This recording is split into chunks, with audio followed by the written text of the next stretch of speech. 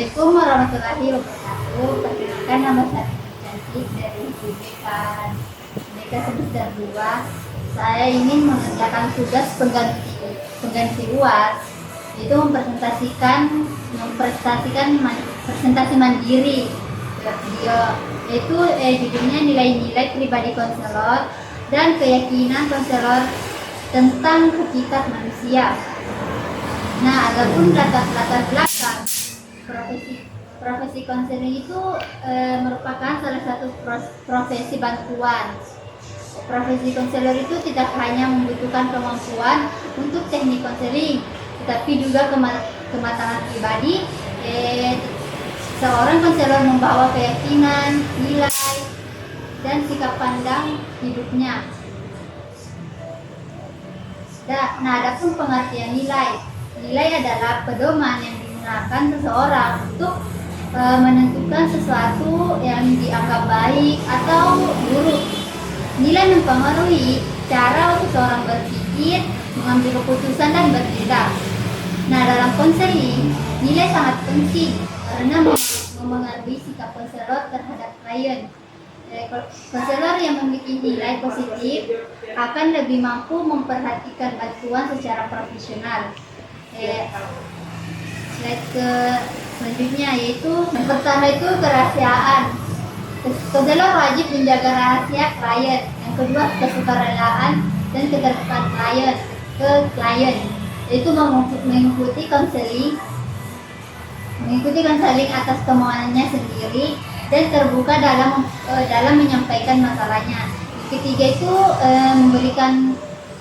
tidak merugikan klien. Konselor harus menghindari tindakan yang dapat menyakiti dan merugikan klien. Dan keempat itu kemandirian klien. Konselor membantu klien dengan keputusan sendiri, bukan memaksakan suatu keputusan. Kelima, kemandirian klien. Membantu klien mengambil keputusan sendiri, bukan memaksakan keputusan. Keenam, keadilan. Semua klien harus menjaga kepercayaan klien dengan bersikap jujur dan bertanggung jawab. Dan yang terakhir itu kesetiaan dan kepercayaan. Konselor harus menjaga kepercayaan klien dengan bersikap jujur dan bertanggung jawab. Dan adapun slide selanjutnya itu kekuatan dan kelemahan konselor secara personal dan profesional. Yang pertama itu beriman kepada Tuhan Yang Maha Esa, itu karena menjadi moral dan etika dalam memberikan layanan.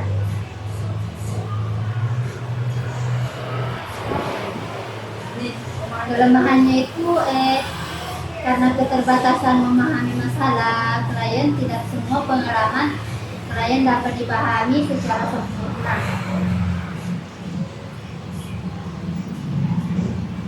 Selanjutnya itu hakikat manusia dalam konselor. Yang pertama itu makhluk sosial yang hidup bersama dengan yang lain. Seperti itu kita itu membutuhkan hubungan dan interaksi sesama manusia. Kedua itu makhluk yang memiliki tujuan yang hidup. Itu seperti setiap orang itu memiliki cita-cita atau arah hidup yang ingin dituju. Ketiga, makhluk yang mampu berkembang dan berubah. Itu seperti manusia itu memiliki pola pikir yang dapat berkembang dan menjadi lebih baik. Terakhir itu makhluk yang dipengaruhi oleh lingkungan dan pengalaman keluarga seperti pendidikan, budaya, dan pengalaman hidup serta membentuk kepribadian seseorang. Dan selanjutnya, pandangan hakikat manusia dalam teori Adlerian.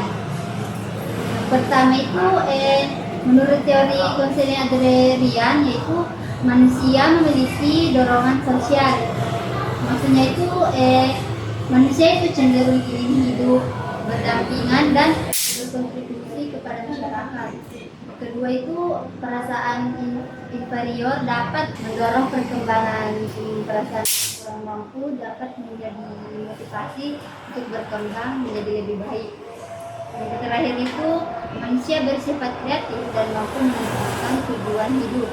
Nah, manusia itu memiliki kebebasan untuk memilih suatu tujuan atau bisa mengarahkan kehidupannya sendiri. Dan selain terakhir, implikasi dalam praktik konseling. Yang pertama itu konselor harus menyadari nilai pribadinya agar tidak memaksakan nilai pribadi kepada klien. Yang kedua, menghargai nilai budaya dan agama klien. Setiap klien itu memiliki latar belakang yang berbeda-beda dan harus dihormati. Yang ketiga itu konseling dilakukan secara empatik dan kolaboratif seperti hubungan konseling itu dilalui kerjasama dan saling menghargai. Nah, sekian dari presentasi saya. Bila ada kesalahan mohon dimaafkan. Wabillahi taufiq wal hidayah. Wassalamualaikum warahmatullahi wabarakatuh.